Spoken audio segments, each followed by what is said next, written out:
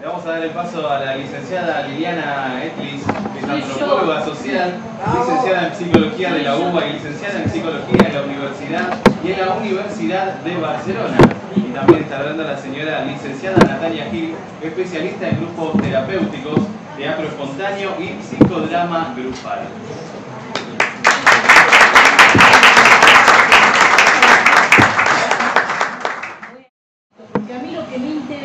Y lo que me preocupa francamente son los constructos teóricos en los cuales nos basamos los profesionales para diagnosticar, porque de acuerdo al constructo teórico es cómo vamos a diagnosticar y cómo vamos a hacer el tratamiento también, ¿no es cierto? Porque no es que solamente el constructo de la biomedicina, la alopatía, solamente puede hacer un diagnóstico.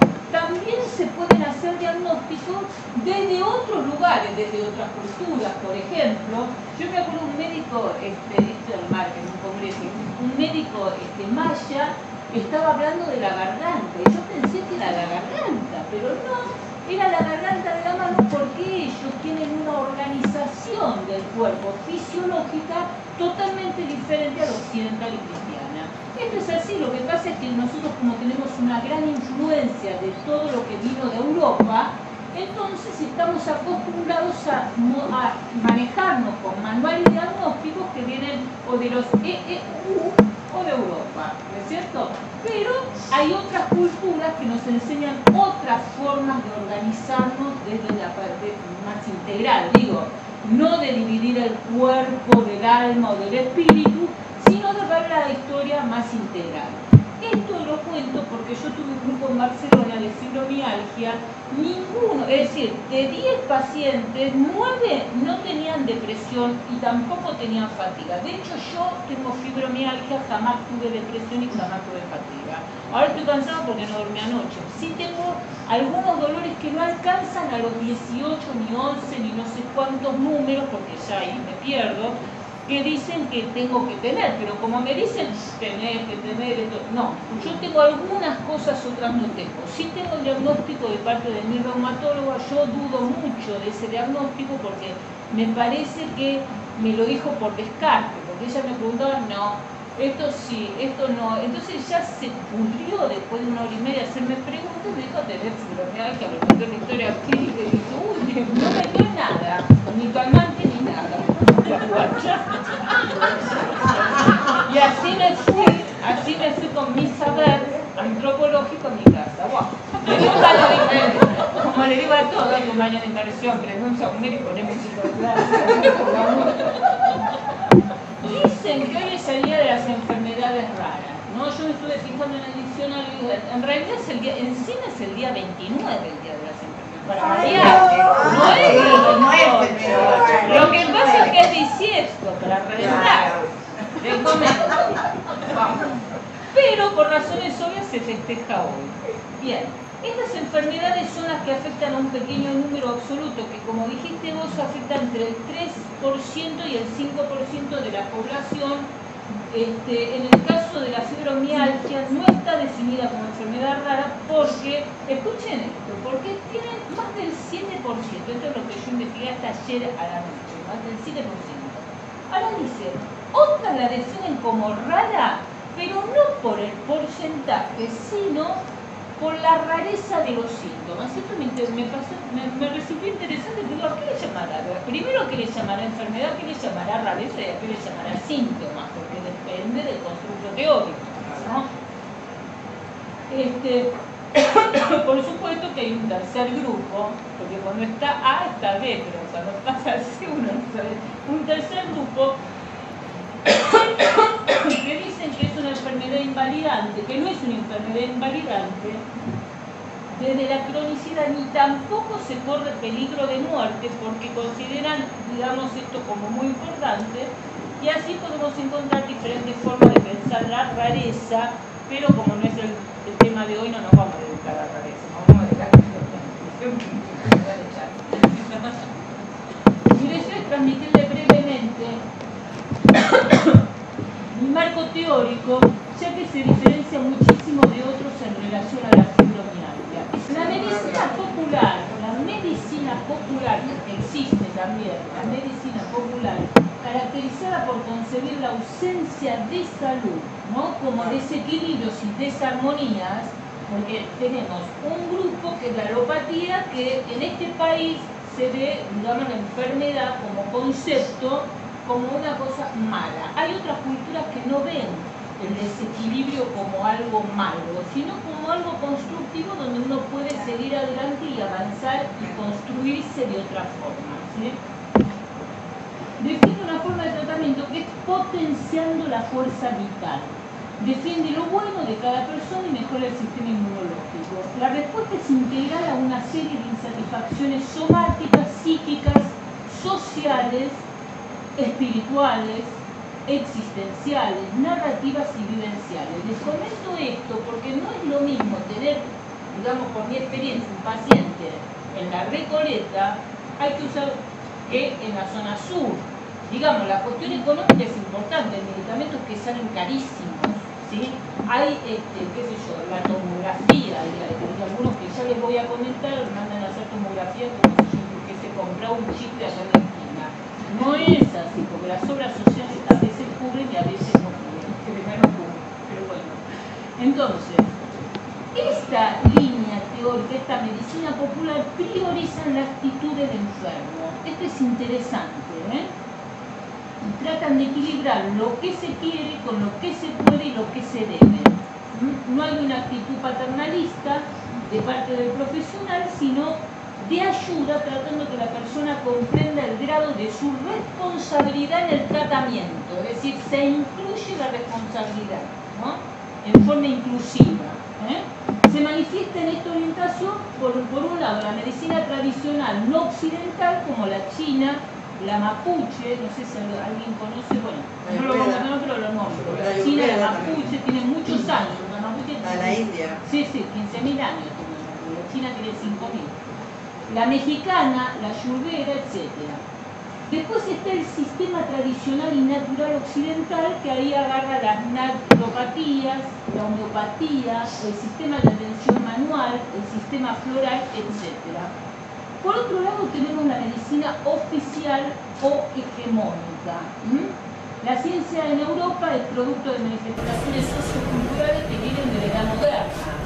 A la edad moderna se llega por todo el despelote de la edad media y con todos los constructos que se hicieron en la época de la Ilustración, que no lo voy a nombrar ahora porque no hay tiempo, pero acuérdense, digamos, de que es esta cosa de blanco, negro, alto, bajo, gordo, flaco, H, Y, es decir, todo lo que no sean matices, ¿eh?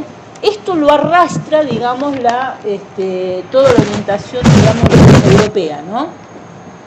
¿Hasta ahí vamos? Bueno, ellos se autodefinen como científicos. Yo preguntaría qué es científico, porque bueno, ahora estoy haciendo una tesis que es muy, muy complejo. ¿Qué significa ser científico y quién tiene la verdad? Nadie tiene la verdad absoluta, pero digo, habría que agarrar un cacho de cada constructo, ¿no? Debido a una explicación experimental de los mecanismos químicos y biológicos de la enfermedad y de los medios para dominarlos, ataca la medicina alopática lo malo de la enfermedad, que era lo que decía antes, siendo la actitud del médico un cacho paternalista, cuyo saber, entre mayúsculas, se traduciría como el trabajo de curación para el sufriente. Es decir que, por ejemplo, si yo voy como paciente, yo, Liliana, voy a un reumatólogo, una cosa es que yo piense que el reumatólogo me va a salvar de todos mis males, los dolores, los sufrimientos, y yo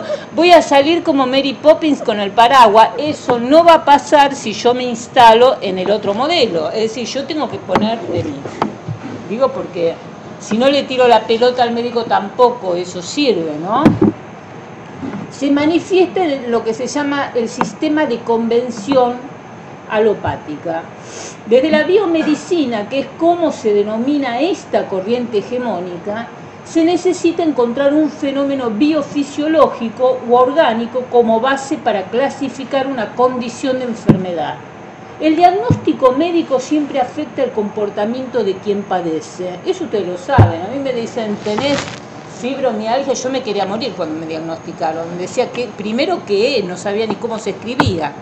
Pero digo porque depende mucho, digamos, de cómo explica también la persona que diagnostica, ¿no? Porque a veces diagnostican en 2 minutos y vos te vas en el aire diciendo, ¿qué me dijo? En realidad, bueno, yo me fui como diciendo, ¿qué me dijo? Me fui a buscar en un diccionario qué significaba. Bueno, entonces, encontré desde el modelo médico, porque las ideas estas están relacionadas con otro tema muy importante que a mí personalmente me interesa muchísimo, que es el tema de la normalidad. Es decir, ¿quién determina qué es normal y qué es anormal? Y por otro lado, el tema del control social en términos de psicoterapia, en términos de cirugía, en términos de fármaco, etc. Y la responsabilidad del profesional, porque vieron, ahora se hacen cesáreas a rolete, pero ¿por qué? ¿Quién determina que las mujeres no podemos parir como naturalmente se paría hace muchos siglos? Bueno, cada vez hay más cirugía, desgraciadamente pasa esto, ¿no? Puedo no tener razón, pero esto es un trabajo que yo lo pensé, ¿no? Encontré desde el modelo biomédico muchas formas conceptuales de diagnosticar la fibromialgia. Muchas formas conceptuales, no una, muchas. Entonces, por ejemplo, según algunos médicos, para ser diagnosticada la fibromialgia tiene que haber 11 puntos al menos de dolor de los 18 llamados, ¿cómo se llaman? Tender point. Puntos gatillo. ¿Qué puntos gatillo? ¿Cómo suena muerte? Por favor, después nos dicen a nosotros. Por favor. Alrededor de la columna, cuello, nuca, trapecio, cadera, rodilla y codos. A mí que me duele la falange, yo no sabía si zafé, pero no zafé. No. Pero a mí me duele la falange de la mano. Bueno, la fibromialgia es concebida como enfermedad, pero ni degenerativa ni tampoco incapacitante. Este grupo de médicos parten de la base que no hay test específico para su diagnóstico y como intento de calmar los dolores se acercan al tratamiento con calor, a la relajación muscular a través de ejercicios y a la utilización de la primera droga que comenzó a funcionar en el mercado farmacéutico, que ¿cómo se llama? Pregabalina. Muy bien, muy bien. Otra mirada de médicos, que por supuesto está en contra de esta mirada, ven la fibromialgia como, no como enfermedad, sino como un conjunto de síntomas. Estos profesionales confeccionaron 2 instancias para diagnosticarla: el índice de dolor generalizado y el índice de gravedad de los síntomas. Los criterios básicos para el diagnóstico es lo que determina según el puntaje de 1 al 9. Es decir, que si yo tengo 8, tengo fibromialgia. Si saqué un 2, no tengo fibromialgia. Puntaje. Bien. Otra mirada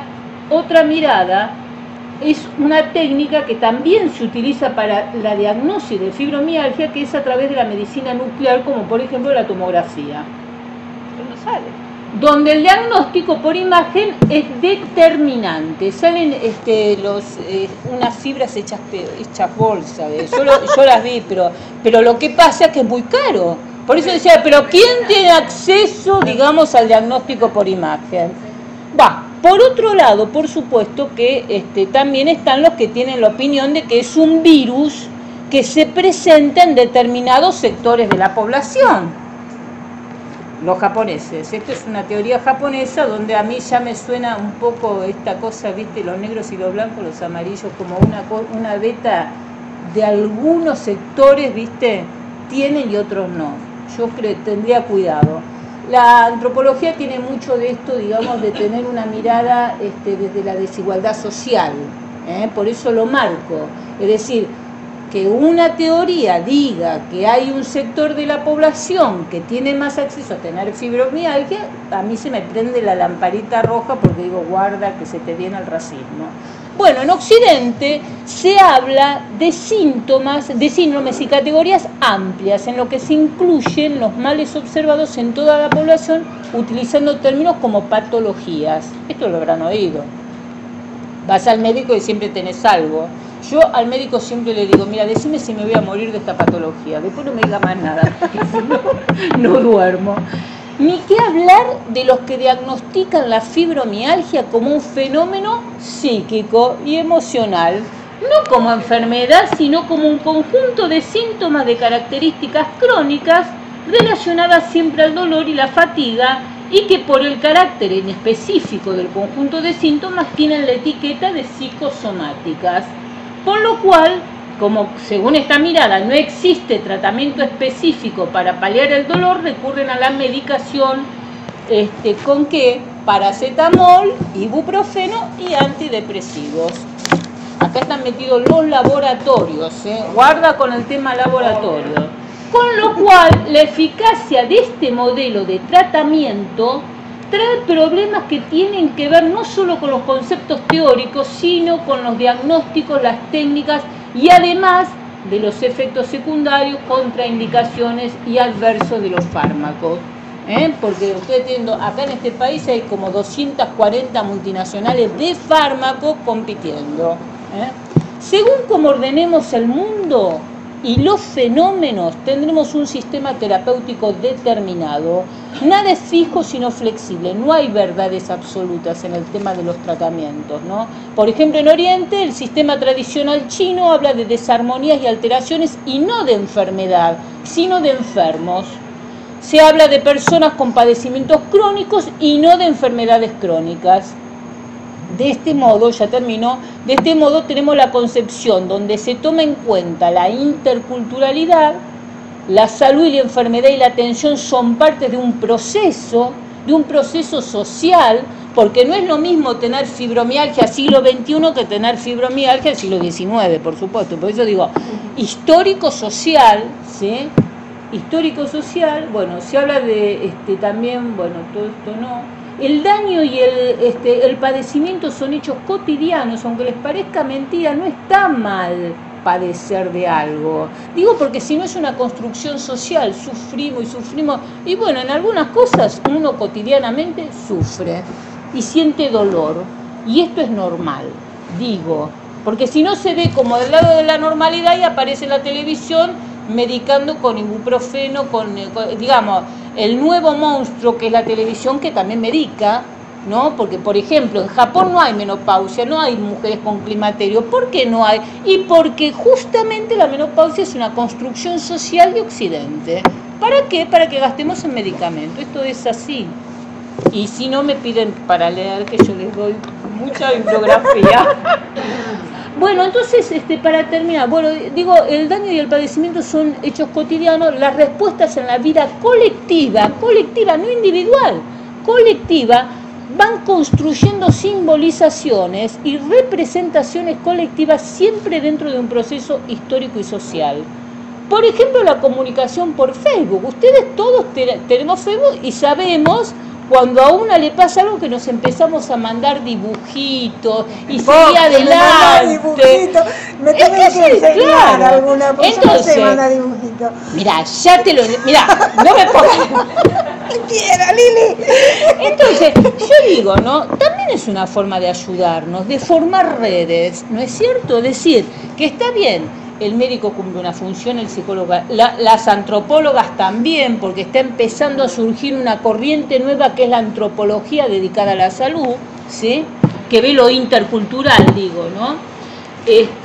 Bueno, entonces la concepción esta, en la cual adhiero, se tiene en cuenta lo observable y cuantificable del desequilibrio crónico, más la experiencia narrada por quienes padecen, porque, por ejemplo, para mí, por ahí, un dolor de cabeza no tiene la misma simbolización o significación que a vos que te duela la cabeza. Es decir, a mí se me viene el mundo abajo, pero por ahí a vos te recuerda una película que viste. Es decir, tenemos representaciones diferentes y eso hay que respetarlas, ¿no? Entonces, por un lado, la relación vivencial con el entorno siempre es diferente, porque lo económico es diferente, lo social es diferente y la cultura es diferente. Es decir, que hay que hablarlo, ¿no? Teniendo en cuenta la singularidad de cada persona, los recursos terapéuticos aportan ayudas diversas y variadas dependiendo no solo del recurso en sí mismo, sino de quien recibe y gestiona y de cómo se proporciona dicho recurso para aliviar los dolores y el sufrimiento.